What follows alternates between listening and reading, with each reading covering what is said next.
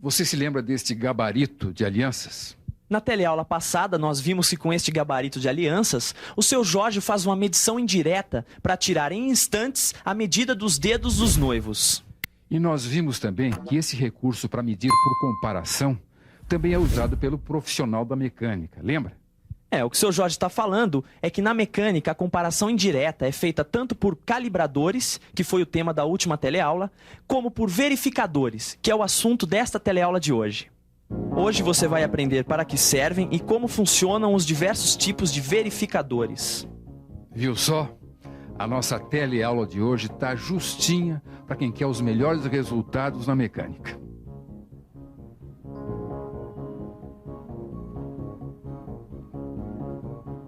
Pronto, Sofia. Então aqui as réguas de controle que você me pediu. Agora me diz uma coisa. Essas réguas aí controlam o quê, hein? É o seguinte. Essas réguas são instrumentos usados na verificação das superfícies planas.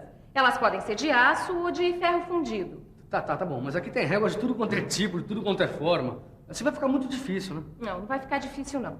Você sabe que essas réguas de controle, elas são usadas na verificação de superfícies planas. E elas se dividem em 2 grupos. O primeiro grupo são as réguas de fios retificados. E o outro grupo são as réguas de faces retificadas ou rasqueteadas.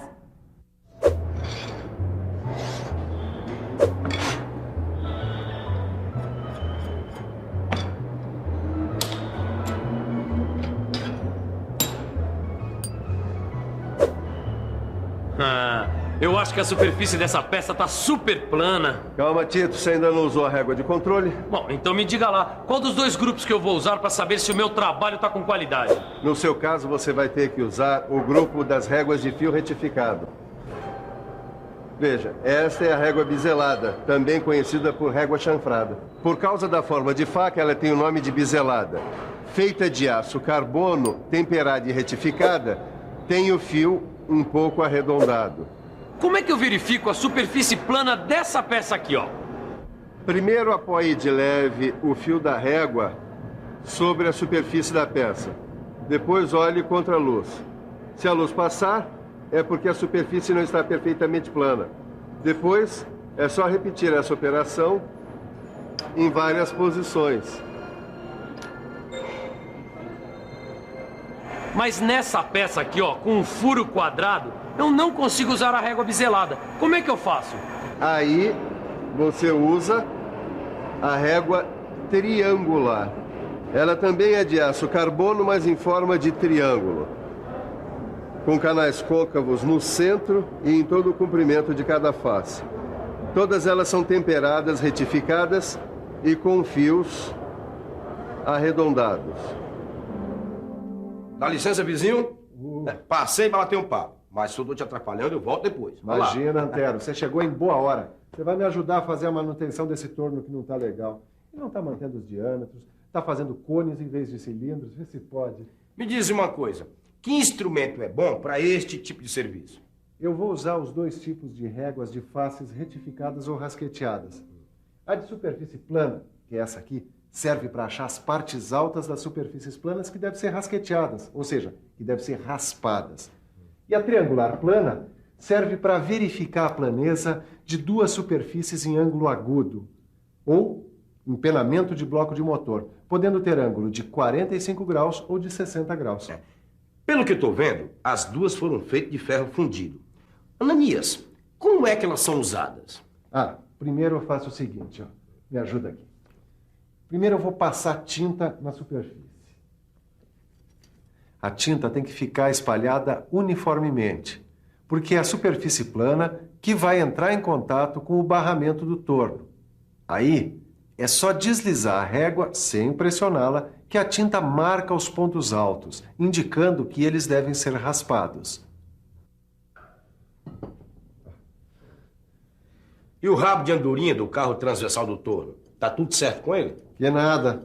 Com a ajuda dessa régua triangular plana, eu vou repetir a operação de rasqueteamento que eu fiz aqui no barramento do torno. Olha só.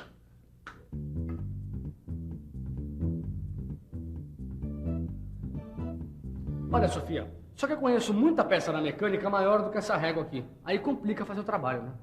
É por isso que sempre que for possível, A régua ela deve ter um comprimento maior do que a superfície a ser verificada. E como é que eu vou saber os tamanhos de réguas disponíveis por aí? Não se preocupe, Caio. As dimensões das réguas encontradas no comércio estão todas indicadas nos catálogos do fabricante. Isso aí realmente ajuda a fazer um trabalho de qualidade, né? E se você está preocupado com a qualidade, tem alguns pontos básicos que você não pode esquecer para a melhor conservação do instrumento. É importante não pressionar nem atritar a régua de fios retificados contra a superfície. A operação deve ser feita com leveza. Evitar choque, então, é fundamental. Por isso é recomendado não manter a régua de controle em contato com outros instrumentos. Em caso de ferrugem nas suas superfícies, a régua deve ser limpa com pedra pómez e óleo. A lixa não pode ser usada de jeito nenhum. Depois de ser usada, a régua deve ser limpa, lubrificada e guardada em seu estojo. Silva, dá uma olhada. Que beleza de peça que eu acabo de fazer. Bonita ela é. Precisa ver se o seu ângulo tem mesmo 90 graus. Mas é só bater o olho, ó. 90 graus. Calma, Titão. Vamos conferir isso no esquadro de precisão. Como esse instrumento de precisão tem o formato de um ângulo reto, ele vai dizer pra gente se a sua peça tá boa ou não. Quer dizer que é pra isso que ele serve? Para fazer a verificação de superfícies com ângulos a 90 graus? Exatamente. O esquadro é um instrumento muito valioso para a metrologia. Ele existe de vários tipos. Por isso, ele é classificado de acordo com sua forma ou tamanho. E de que tipo é esse aqui, ó? Esse é um esquadro simples ou plano de uma só peça. Este outro modelo, formado por duas peças que são a base e a lâmina lisa, é ideal para a traçagem de peças. Já o esquadro com lâmina biselada é usado para se conseguir melhor visualização por causa da sua pequena superfície de contato. Os tamanhos dos esquadros são dados pelo comprimento da lâmina L1 e da base L2. Mas o comprimento da lâmina L1 e da base L2 não variam demais? Variam. Olha, com tantos tamanhos diferentes de esquadro, tiveram que criar até uma tabela específica. Olha, dá aqui uma olhada. Essa tabela traz as dimensões em milímetros do comprimento da lâmina e da base. Tudo de acordo com as normas da ABNT. Ô, Sofia, esses aqui também são instrumentos de medida, hein? São sim de muita utilidade, são os gabaritos. Em determinados trabalhos feitos em série, é preciso lidar com perfis complexos, com furações, suportes e montagens. E aí, o profissional de mecânica pode usar esses gabaritos para fazer verificações, controles e até para facilitar alguma operação, é isso? Exatamente. O gabarito é um instrumento relativamente simples, feito de aço carbono, e ele pode até mesmo ser fabricado pelo próprio mecânico. E fica bom? Claro, dá até para dizer que os gabaritos são instrumentos de verificação feitos sob medida para a necessidade do mecânico. Como assim? É que suas formas, tipos e tamanhos variam de acordo com o trabalho que deve ser realizado. Os gabaritos comerciais são encontrados à venda em formas padronizadas. Existem verificadores de raios, de ângulo fixo para a ferramenta de corte, escantilhões para a rosca métrica e Whitworth. Silvio, eu só não sei para que serve vários desses instrumentos aqui. Para mim, por exemplo, esse aqui parece um canivete. Tito, até que lembra, mas esse daqui é um verificador de raio. Ele serve para verificar raios internos e externos. Repare que cada lâmina traz estampada a medida do raio. Suas dimensões variam em geral de 1 a 15 milímetros ou de 1/32 de polegada a meia polegada.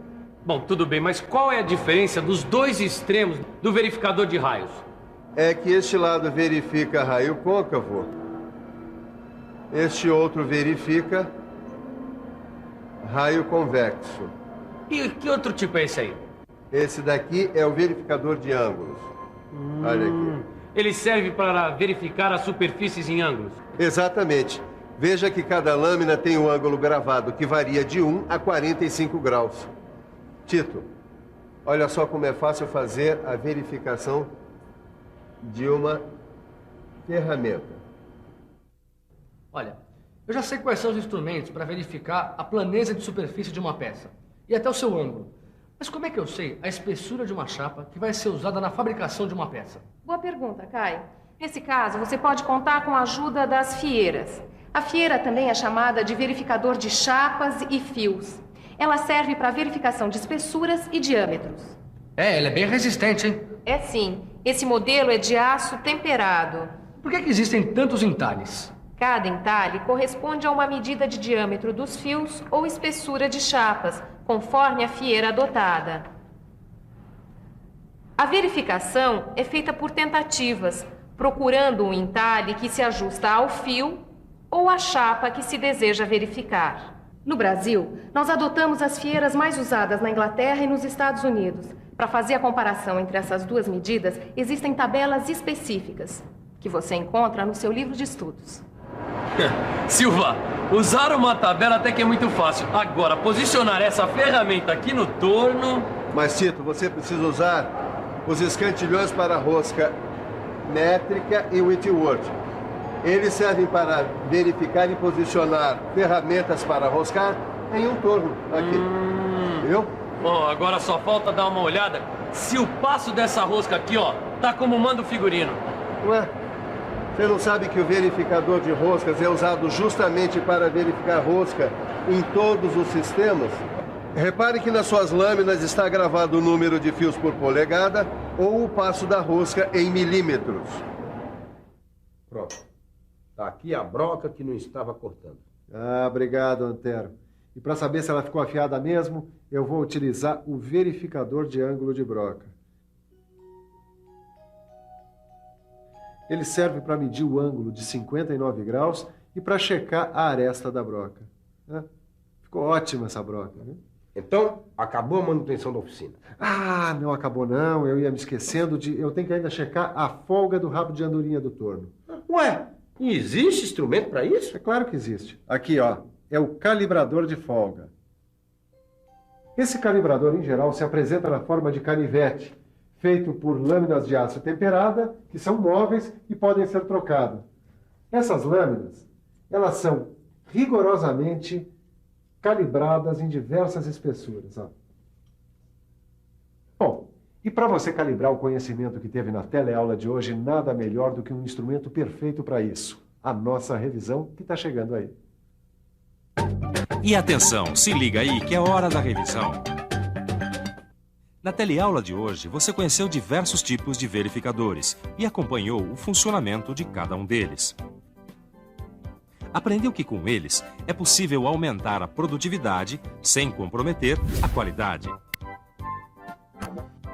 No seu livro de estudo, você encontra exercícios preciosos para fixar tudo o que aprendeu hoje. Então não perca tempo, porque na próxima teleaula tem mais. Tchau!